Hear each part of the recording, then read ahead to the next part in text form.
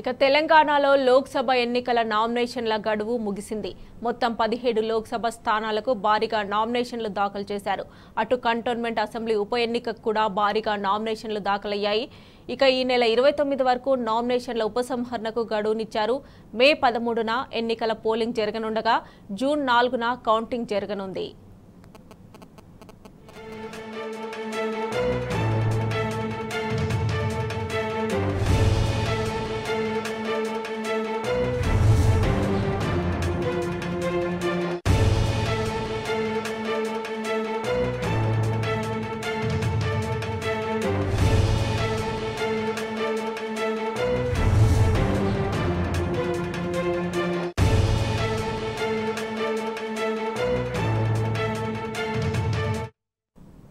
ఇక ఇదే అంశానికి సంబంధించి మరిన్ని డీటెయిల్స్ మా ప్రతినిధి లివిల్ అందజేస్తారు. లివిల్,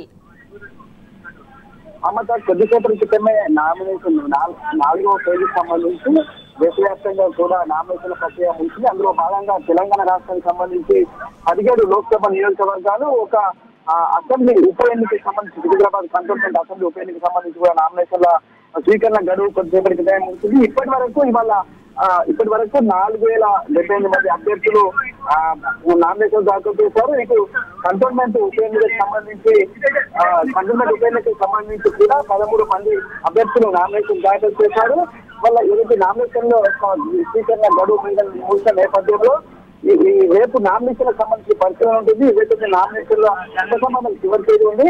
ఈ నామినేషన్ ఉపసంహరణకు సంబంధించిన నామినేషన్ల ప్రక్రియ ముగిసిన నేపథ్యంలో పోలింగ్ శాతం పెంచేందుకు అదేవిధంగా ఈ ఎన్నికల అభ్యర్థులకు సంబంధించి పార్టీ అభ్యర్థులు అంతా కూడా ఖరారయ్యారు. వారి అభ్యర్థిత్వం ఉంటుంది కాబట్టి వారిపైన ప్రత్యేక నిఘా పెట్టనున్నారు ఎన్నికల అబ్జర్వర్లు. ఇప్పటికే ఆయా జిల్లాల్లో కూడా ఎన్నికల అబ్జర్వర్లు పర్యటిస్తున్నారు. వారి వ్యయ ఖర్చు ఎప్పటికప్పుడు పరిశీలించి లెక్కలు కట్టుకుంటున్నారు. అంతేకాకుండా ఇవాళ ఏదైతే ఎన్నికలకు సమరానికి మరింత కొద్ది రోజులు ఉన్న నేపథ్యంలో మే 30 పోలింగ్ ఉంది. ఆ నేపథ్యంలో ఇటు పోలీస్ శాఖ కూడా పటిష్ట భద్రత ఏర్పాటు చేసింది. ఎక్కడైనా అసమస్యాత్మక ప్రాంతాలు ఉంటే అక్కడ నిఘాను ఎప్పటికప్పుడు కట్టుదిట్టం చేసి ఏర్పాట్లను పరిశీలిస్తుంది. ఇటు ఏదైతే తెలంగాణ వ్యాప్తంగా కూడా 15 నియోజకవర్గాల్లో కొన్ని అసమస్యాత్మక ప్రాంతాలను గుర్తించారు. ఇప్పటికే అక్కడ కేంద్ర బలగాలను మోహరించారు. ఇప్పటికీ ఏదైతే 17 లోక్సభ నియోజకవర్గాలతో పాటు ఒక అసెంబ్లీ ఉప ఎన్నికలకు సంబంధించి మరింత భద్రత చర్యలు చేపడుతున్నారు. వేసవి వేడిని తట్టుకునేందుకు పోలింగ్ శాతం పెంచేందుకు ప్రత్యేక ఏర్పాట్లను కూడా చేసింది ఈసీ. దానికి అనుగుణంగా సిఇఓ వికాసాలు సైతం ఎప్పటికప్పుడు మానిటరింగ్ చేస్తున్నారు. ఇటు ఎన్నికలలో పోలింగ్ లో పాల్గొనే ఓటర్లకు ఎలాంటి అసౌకర్యం కలగకుండా కూలర్లు ఏర్పాటు చేయాలని చెప్పేసి, అంతేకాకుండా కళ్ళ పందిర్లు కూడా ఏర్పాటు చేసి పోలింగ్ శాతం పెంచుకునే దిశగా సిఇఓ కార్యాలయం కాబట్టి ఈసీ అడుగులు వేస్తున్నా ఆ దిశగా కార్యక్రమాలకు కూడా ఇప్పటికే రూపకల్పన చేశారు. ఇటు ఎక్కడైతే ఎక్కువ ఎండ వేడి ఎక్కుంటుందో అక్కడ మరిన్ని చర్యలు చేపట్టాలని, అక్కడ పోలింగ్ శాతం పెంచేందుకు అవసరమైన అన్ని ఏర్పాట్లు కూడా సమకూర్చుకోవాలని చెప్పేసి కూడా ఇప్పటికే ఆయా ఆర్వోలకు అందరికీ కూడా ఆదేశాలు జారీ చేశారు. ఈ నేపథ్యంలో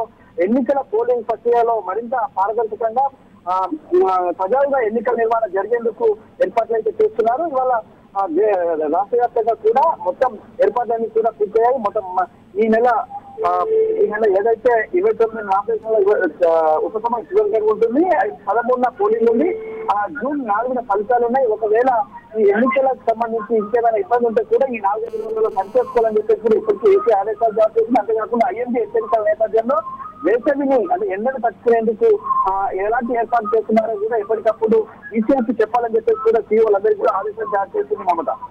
రైట్ లివిల్, థ్యాంక్స్ ఫర్ అప్డేట్స్.